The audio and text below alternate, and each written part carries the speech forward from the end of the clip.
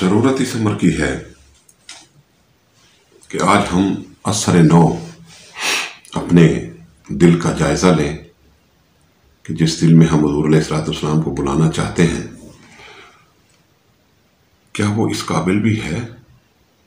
ایک دوسرا یہ کہ اگر نہیں ہے اور واقعی جو کہ ہم نہیں ہیں تو ہمیں کم سے کم اپنی کوشش تو کرنی چاہیے کہ ہم کوشش کریں کہ اس کو حضور کے شایان شان تو نہیں کر سکتے، لیکن دیکھیں وہ علامہ نے فرمایا کہ فضائے بدر پیدا کر، فرشتے تیری نصرت کو اتر سکتے ہیں گردوں سے قطار اندر قطار، اب بھی اتر سکتے ہیں، میرے آقا اب بھی کرم فرما سکتے ہیں، لیکن تھوڑی سی تیاری تو کریں۔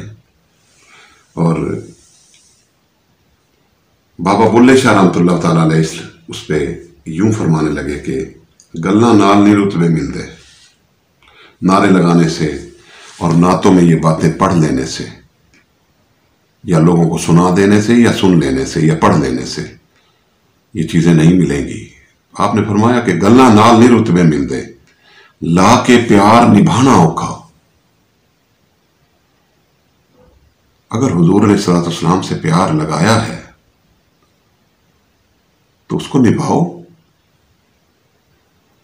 یہ جملہ تھا کہ یا رسول اللہ ہم اپنی بھی جانے دیں گے اور اپنے بچوں کی بھی جانے دیں گے۔ یہ وہ جملہ تھا جو حضور علیہ الصلوۃ والسلام کو ہجرت حبشہ سے کھینچ کر مدینہ پاک لے آیا، اور اس کے بہت سے عوامل ہیں، اور حضور علیہ الصلوۃ والسلام کا یہاں آنا مقدر بھی تھا اور آنا بھی تھا۔ اللہ رب العزت نے مختص یہی جگہ کی ہوئی تھی اور یہی جنت کا جو ٹکڑا آیا ہوا تھا۔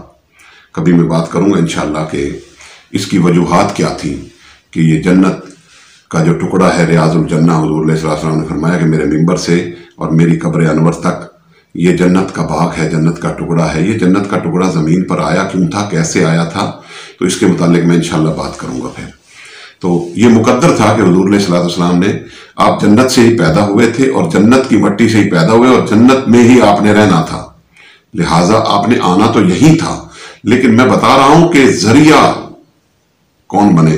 ذریعہ یہ جملہ صحابہ کرام کا، یہ جان دینے والا جملہ یہ ذریعہ بنا، اور حضور علیہ السلام نے دیکھ لیا کہ یہ چوری کھانے والے مجنو نہیں ہیں، یہ جان دینے والے مجنو ہیں، اور وہ لے آئے۔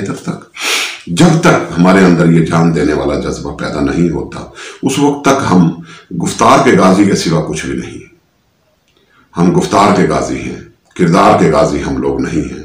ہمیں اللہ اور اس کے رسول اور اللہ کے رسول کے دین سے زیادہ ہمیں اپنے مفادات عزیز ہیں۔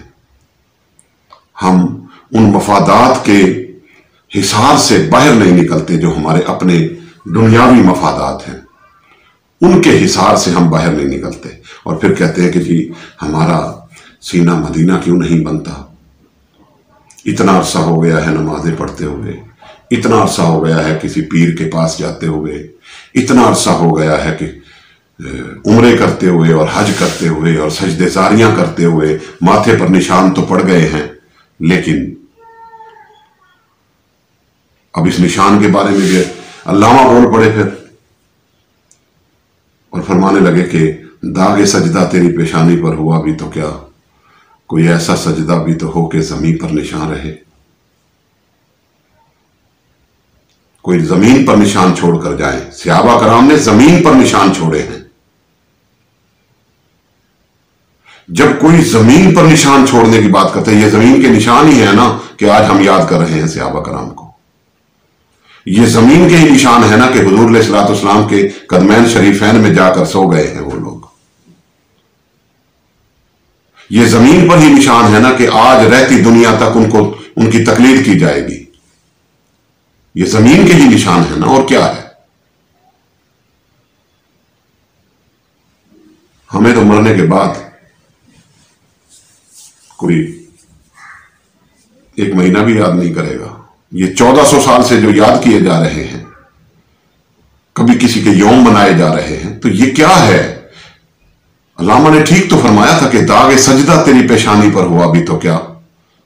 بہت تپ گئے تھے لوگوں سے اور بے کردار لوگوں سے اور ایسے لوگوں سے کہ جو یہ کہتے ہیں کہ میرا سینہ مدینہ بنا دو، لیکن میں نے اس کی کوئی صفائی نہیں کرنی، میں نے کوئی کردار کا کام نہیں کرنا، گفتار کے غازی ہم ہیں۔ تو ان گفتار کے غازیوں سے تھک کر آپ نے یہ فرمایا تھا، ورنہ جملہ یہ بھی ہو سکتا تھا کہ نشان سجدہ تیری پیشانی پر ہوا بھی تو کیا، نہیں، فرمایا داغ سجدہ۔ جو لوگ حضور علیہ الصلوۃ والسلام کی محبت اور حضور علیہ الصلوۃ والسلام کی مشن کو چھوڑ کر یہاں نشان ڈالیں گے، وہ نشان نہیں ہوگا، وہ داغ ہوگا۔ داغ سجدہ تیری پیشانی پر ہوا بھی تو کیا، ورنہ علامہ لفظوں کی اس سے لفظوں کے سمندر کے تیراک تھے، وہ یہ لفظ کیوں استعمال کر رہے ہیں؟ داغ میں اور نشان میں بڑا فرق ہے۔